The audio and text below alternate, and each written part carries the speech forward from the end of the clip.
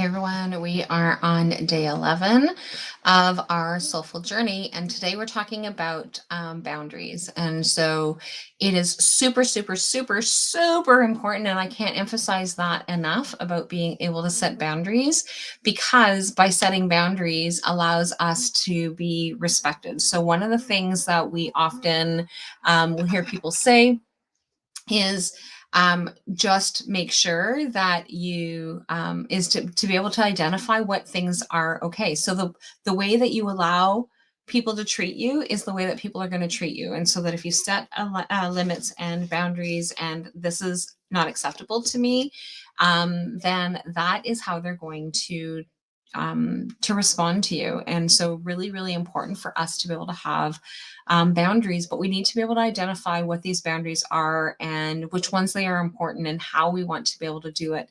And so one of the things that's really important is, and it's just funny because we were just having a moon chat, and on the moon chat we were actually talking about boundaries and how different people perceive boundaries and how we're actually looking at them, and that kind of thing. And so really important for us to be able to um, like, how are we responding to some of the things that are happening? And so when our boundaries are porous, which means that like they're like very flimsy, they're not doing exactly what it is that we need them to do, and that kind of thing, um, then we end up with these responses to them. And so there's four different responses, and I'm just going to read them so that I don't miss them. And so the first one is emotional drain. So constantly absorbing others' emotions can be exhausting, leaving you feeling drained and unable to focus on your own needs and aspirations. So being able to, as part of your self-care, and being able to have those parts of that connection.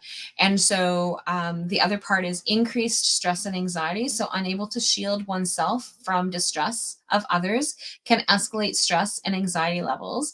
It's like being in a boat with constantly widening holes, letting in more water. So like that's the other part of, like, if we are not setting our boundaries and making sure that we're adhering to like what's okay, what's acceptable to us, and what's not acceptable, like these are the things that can happen.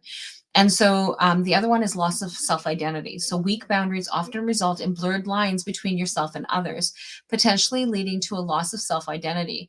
You might find yourself swayed by others' opinions and desires, losing sight of your own values and beliefs. And so, again, that is one of those other things that are like super important for us to be able to have a look at, like, where does that come from? Like, why? Like, so is this really what I believe, or is this what other people think that should happen? Like, is this because somebody else thinks that I should be doing this or shouldn't be doing this? And so being able to have those very clear boundaries is really important for us to like not lose sight of who we are. And so the last one in those in these points is resentment. So when boundaries are violated repeatedly, it might foster resentment and bitterness, poisoning relationships and affecting your peace of mind. So we are the ones that need to put those boundaries. We are the ones that need to put up that fence or put up that gate and put whatever it is that we need to be.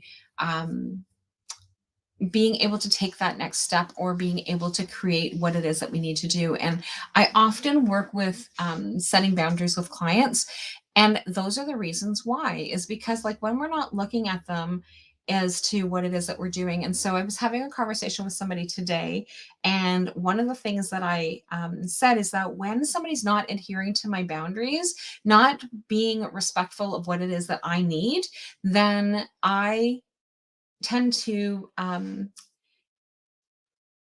my own self-preservation is that I cut them out of my life. I'm not going to sit here and continue to battle with you over what it is that's important to me. It's obviously not important enough to you if you're not going to respect what boundary it is that I have.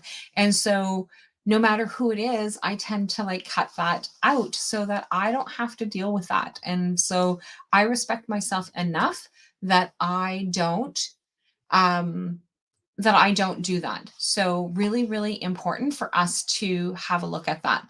So now, one of the things that when we're looking at establishing boundaries is that we need to look at um, what does it look like? So what do those things and what do those steps look like in terms of being able to set our boundaries? And the first one is being able to identify what our needs are and what our limits are, what are things that are acceptable to us and what things are not. And so I have a um so one of the things that I know is that not to have I'm trying to think of what that's called. Like, so when we have those limits and we identify what it is that we have in needs, is that being able to figure out, like, what can I live with and what can I not live with? Can I live with that? And so when I'm actually dealing with so I have one particular person who like, I'm not okay with like sexual jokes or anything like that. That doesn't make me feel comfortable. And I don't like that. But I do have a friend that when he makes those comments, it doesn't bother me. I don't, that in terms of my limitations and my boundaries, whereas other people, I'm not okay with that. I'm not okay with that. And that's typically where it is. Whereas this other person, it's a little bit more fluid, but because I have a different relationship with that person. So it's acceptable to me with that person, but not with other people. And so again, it's being able to identify those limits and those needs as to where that stands.